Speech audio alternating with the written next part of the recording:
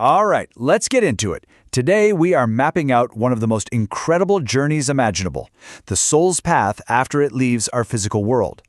We're going to explore a hierarchy of 3 divine realms, where each one is a step closer to the ultimate source. You know, it's probably the biggest question we ever ask ourselves, right? When we leave this world, where do we actually go? What's the final destination? Well, this explainer is going to break down one incredible perspective on that cosmic map, a journey that goes up and up through states of ever-increasing divinity. So here's our roadmap. We're going to start with the big picture idea of these 3 worlds. Then we'll climb the ladder, so to speak. First stop, Vishnu Puri. Then we'll go even higher to Shiva Puri. And finally, we'll reach the ultimate destination, Paramdhamam, before we zoom out and look at the whole grand voyage. Okay, so first things first, let's look at the whole map, the 3 divine worlds. The basic idea is that beyond our physical reality, there are these other, tiered worlds of existence. You can almost think of them like levels in a cosmic video game, where each level up represents a higher, pure state of being that a soul can actually get to. So our first major stop is Vishnu Puri, also known as the Causal world. This is the first great divine realm a soul can reach. It's basically the reward for a life of pure devotion. But, and this is key, it still has a link to the material universe that we know. So, what is Vishnu Puri, really? Well, it's a divine world that's still inside our own universe, our Brahmandam. You might also know it as Vaikuntha, and it's where Vishnu and Lakshmi reside. This is the place for souls who lived a life of total devotion and have basically cleared all their karmic debt from past lives. Now, this is where it gets really interesting. The actual makeup of this world isn't pure spirit. It's a 50-50 split. Half of it is Param Tattva, which is pure divine essence, the very stuff of God. But the other half is made of the 3 gunas, those subtle qualities that kind of shape material reality, with a special focus on Rajoguna, the quality of passion and action. It really makes it the perfect bridge world, halfway between the physical and the purely divine. And what's it like to live there? Well, it's a state of what's called Param Sukham, a deep, profound divine bliss. The whole atmosphere is just buzzing with peace and celestial music. But the souls here aren't just chilling out. They have this higher awareness. They can actually see what's going to happen back on Earth and can even help guide other souls who are still in the non-physical, subtle worlds. And this right here perfectly shows the massive jump we're about to make. The soul's journey continues, but to get to the next level, it has to leave a realm that is 50% divine for one that is 100% pure essence. It's a huge leap from a world of divine forms and bliss to something even more profound, a realm of pure spirit and ultimate peace. And that brings us to our next destination, Shiva Puri, the great causal world. Now, this isn't just another stop on the tour. This represents a monumental leap in the soul's evolution.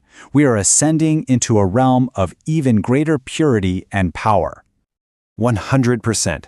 That is the number you need to remember. That's the real difference. Unlike Vishnu Puri, there are no gunas here. No subtle material stuff mixed in. Nope. Everything in Shiva Puri, we're talking the mountains, the rivers, even the bodies of the souls who live there, is made of pure, uncut divine essence. It's a world made of pure spirit. And check this out, because this is such a cool stage in the soul's evolution. After experiencing this divine bliss for a long time, a new kind of desire starts to bubble up, a yearning for something even deeper, not just bliss, but param shanti, or ultimate peace. And to get there, their focus has to shift from the divine with a form to contemplating the formless, ultimate reality of Shiva. And that contemplation of the formless, well, that's what leads the soul to its final stop, the highest realm of them all, Parabrahma. This is it, the ultimate, supreme destination, a place that exists beyond even the perfection of the great causal world. The most important thing to get here is the location. Paramdhamam is not inside our universe, our Brahmandam. It's completely outside of our reality. This is the home turfs of the formless Shiva, the ultimate source and the master controller of our entire cosmic system. To really get your head around this, it helps to look at the 3 ways Shiva manifests. First, you have the Stulakari, or the physical form, like Shankara and Kailash. Then you have the Akari, the divine form with a body, who rules over Shiva Puri.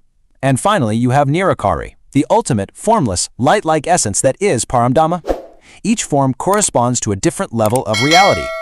So what happens when a soul finally makes it here? It's total liberation, what's called Kaivalya.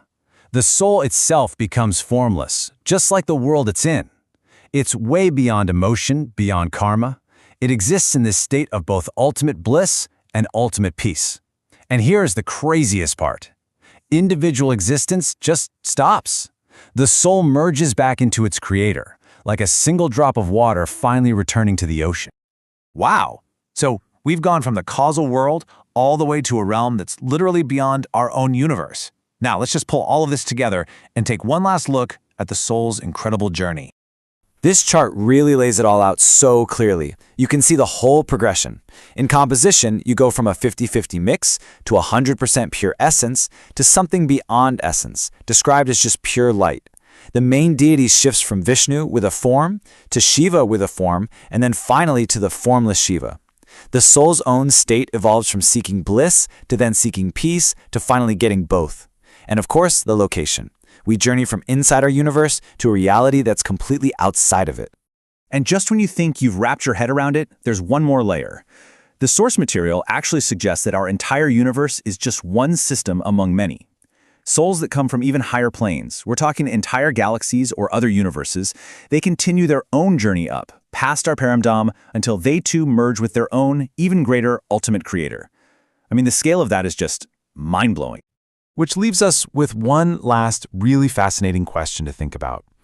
This whole journey is about ultimate union, right? A state where your individual self dissolves back into the source. So if the final destination is the loss of the traveler, is that an end to the journey, or is it the journey's ultimate fulfillment? Something to